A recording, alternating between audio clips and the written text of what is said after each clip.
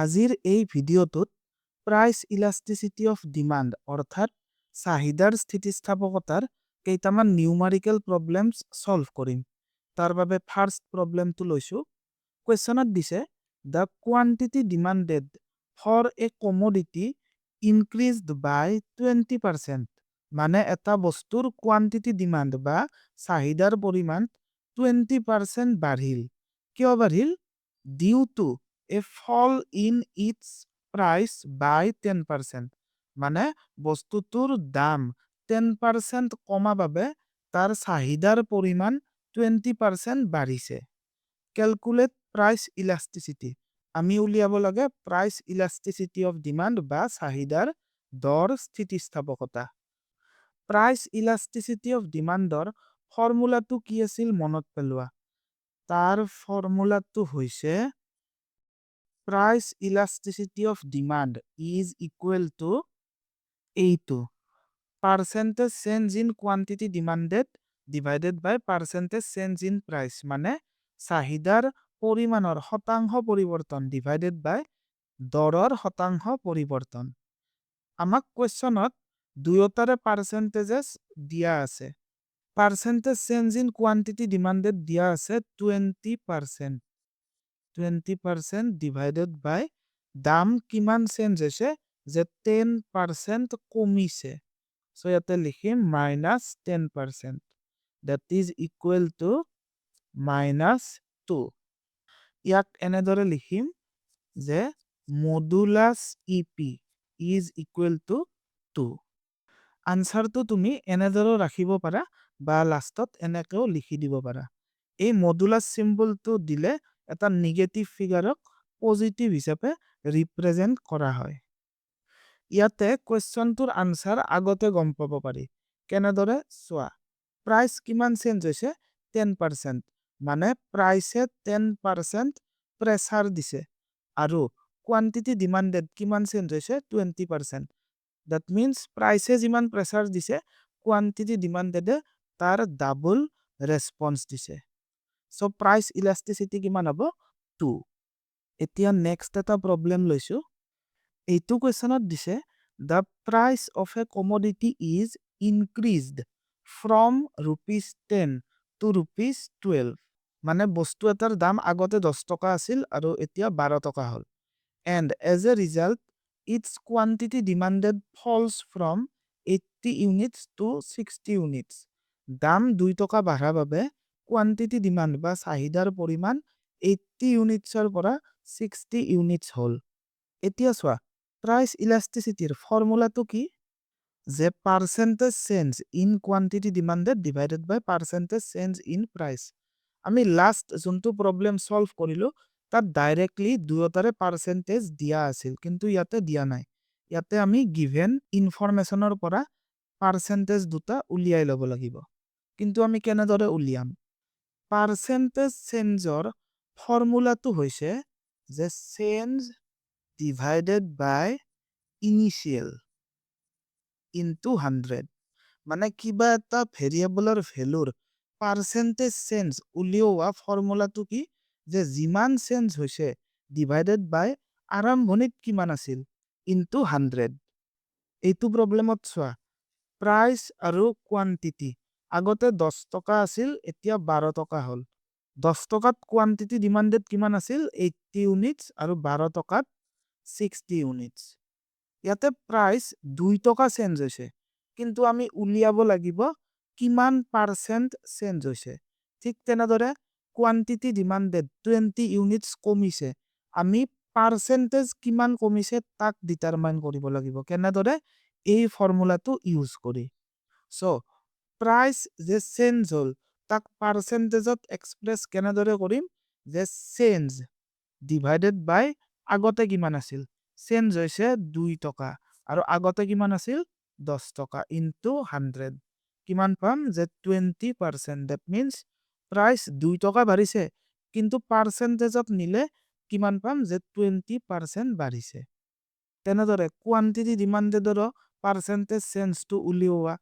কিমান চেঞ্জ হৈছে? যে -20 -20 আৰু আগতে কিমান আছিল 80 ইনটু 100। কিমান হ'ব? minus 25%.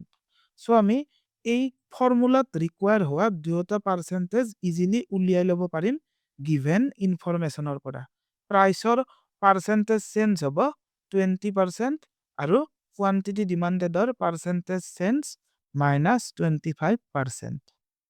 আগতে যিমান দাম আছিল তাক আমি দিনত কৰিম পি ৰে আৰু আগতে যিমান কোয়ান্টিটি ডিমান্ডেড আছিল তাক দিনত কৰা হ'ব কিউ ৰে কিন্তু যিখিনি চেঞ্জ হৈছে সেই চেঞ্জখিনিক আমি দিনত কৰিম ডেল্টা পি ৰে ঠিক তেনেদৰে কোয়ান্টিটি ডিমান্ডেডৰ যিমান চেঞ্জ হৈছে তাক আমি দিনত কৰিম ডেল্টা কিউ ৰে সো আমি এই ফৰ্মুলাটো ইউজ কৰি প্ৰবলেমটোৰ সলিউশন কন্টিনিউ কৰো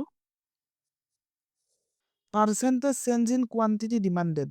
Your formula hobo change in quantity divided by initial quantity into 100. That is delta Q by Q into 100 divided by percentage change in price. Your value kenake uliam the change in price divided by initial price ba arambonir dam into 100. Yate 100 cancel jabo. Then delta Q by Q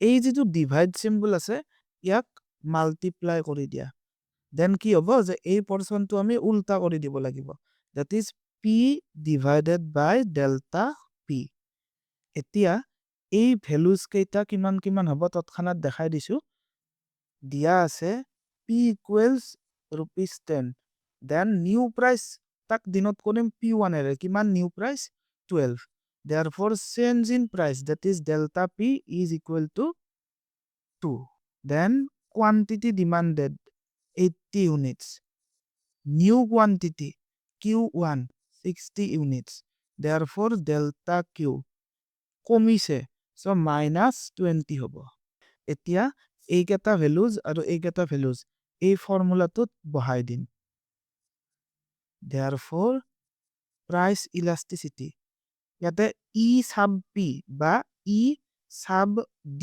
তেনেকৈ লিখি দিব পাৰা delta q minus 20 divided by q 80 into p 10 আৰু delta p 2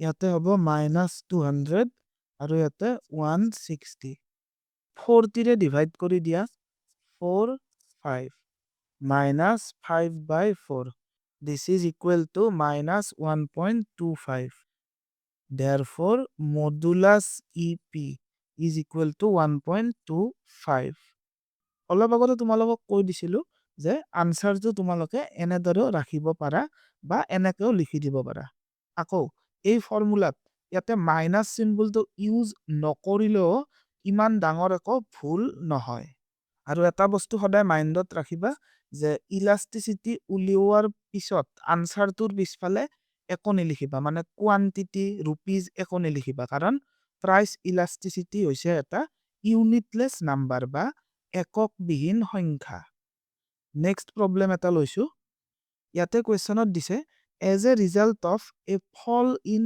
price of a commodity from rupees 20 to rupees 15 মানে এটা বস্তুৰ দাম কমিছে 20 টকাৰ পৰা 15 টকা হৈছে its quantity demanded increased by 50% দাম কমাৰ লগে লগে quantity demand বা চাহিদাৰ পৰিমাণ 50% বাঢ়িছে calculate price elasticity so elasticity ফৰ্মুলাটো ইয়াতে মই তৎক্ষণাত লিখি দিছো ফৰ্মুলাটোত আমি দুটা পাৰ্সেন্টেজ বহাব লাগিব কিন্তু এইটো কোৱেশ্চনত অনলি এটা পাৰ্সেন্টেজ দিয়া আছে কিহৰ পার্সেন্টেজ দিয়া আছে যে কোয়ান্টিটি ডিমান্ডেড ইনক্রিজড বাই 50% মানে ইয়াতে 50% হ'ব আমি পার্সেন্টেজ চেঞ্জ ইন প্রাইস কিমান হ'ব ডিটারমাইন কৰিব লাগিব দাম আছিল 20 টকা এতিয়া 15 টকা সো আগতে দাম আছিল 20 নিউ প্রাইস কিমান দিয়া আছে যে rupees 15 therefore delta p দাম কিমান টকা কমিছে 5 টকা কমিছে সো minus 5 সো ইয়াতে ওপৰত হ'ব 50% divided by percentage change in price year formula কি যে change in price divided by initial price into 100 delta p minus 5 divided by p 20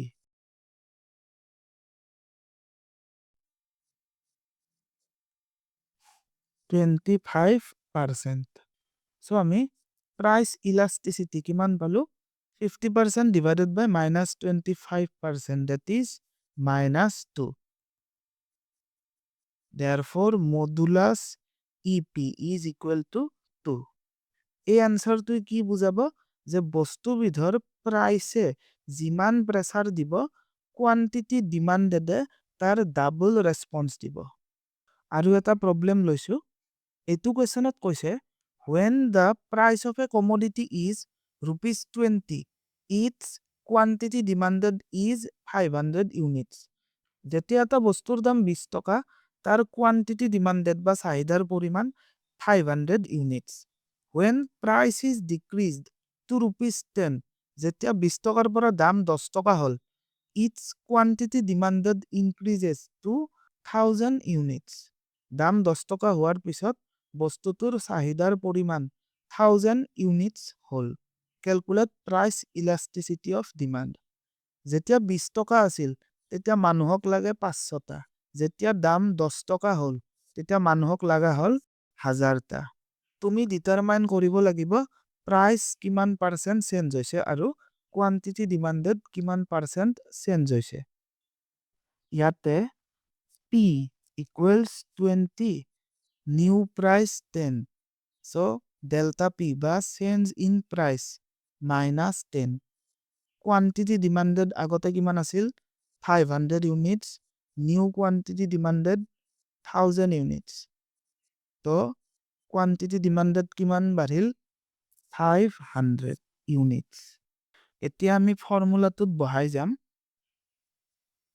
percentage change in quantity demanded কি হ'ব যে delta Q by Q into 100 আৰু percentage change in price delta P by P into 100. এই 100 দুটা cancel যাব, delta Q by Q into এই portionটো উল্টি যাব, P divided by delta P. Delta Q 500 units, Q 500 units into price আগতে কিমান আছিল 20, এতিয়া price কিমান চেঞ্জ হৈছে যে 10 rupees কমিছে, so minus 10. এই দুটা cancel যাব, 20 divided by minus 10 minus 2, so price elasticity পালো minus 2. Modulus EP is equal to 2. So এই ভিডিওটোত আমি price elasticity of demand ৰ 4টা numerical problems solve কৰিলো। যদি ভিডিওটো ইউজফুল হৈছে তেনেহলে কমেন্ট কৰি জনাবা। আজিৰ বাবে ইমানেই, thank you.